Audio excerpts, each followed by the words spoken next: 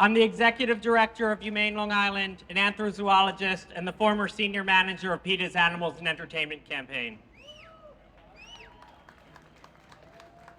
Abducted from her family when she was only 4 years young, Tokitae, as she was known by her relatives in the Lumi Nation, and Lolita, as she was known by her captors, was torn out of the ocean in 1970 during the largest capture of free-roaming orcas in history.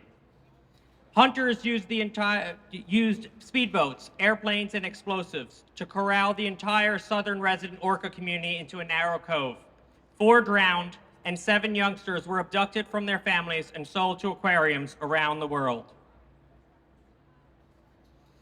For the next more than 50 years, Lolita saw nothing but concrete and cheering children who would have cried if they knew her reality.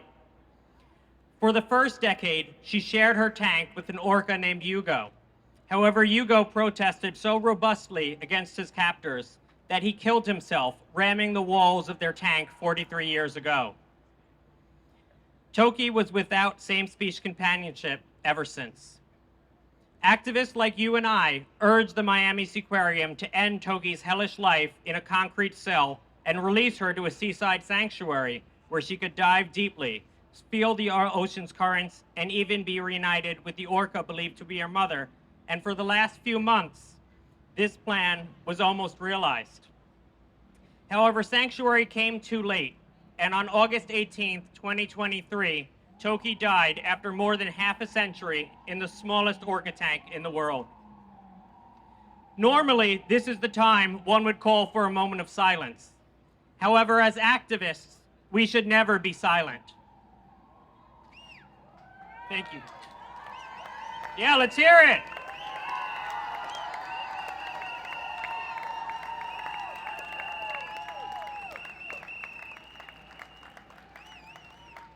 Toki's suffering is over. However, the suffering of Corky, an orca who has been imprisoned for even longer at SeaWorld, continues. So does the suffering of sloths, kangaroos, and other wild animals imprisoned only an hour away from here on Long Island, and at Sequest, right across the water in New Jersey. Countless farmed animals are being slaughtered right now at New York City's more than 80 live slaughter markets. And there are more than 200 horses enslaved in the New York City horse-drawn carriage industry. With the closure of Ringling Brothers and Barnum and Bailey Circus after 146 years, the Iditarod dog sled race slashing its purse by $500,000, and SeaWorld announcing the end of its sordid orca breeding program and its circus-style dolphin shows, we know change is possible.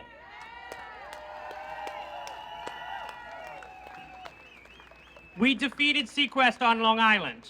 We defeated them in Fort Lauderdale, and just last month across the water in Connecticut, we closed them down too.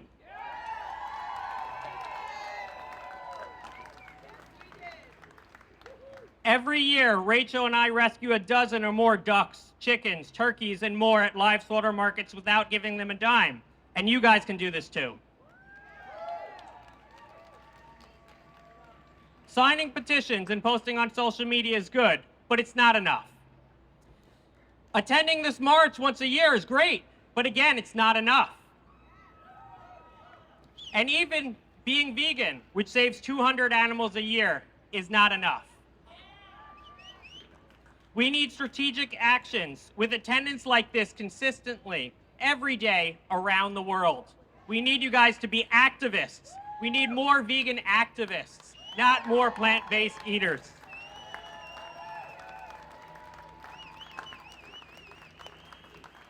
In memory of Toki, I am urging you to seize the momentum that came with her death, to save other animals from suffering the same fate.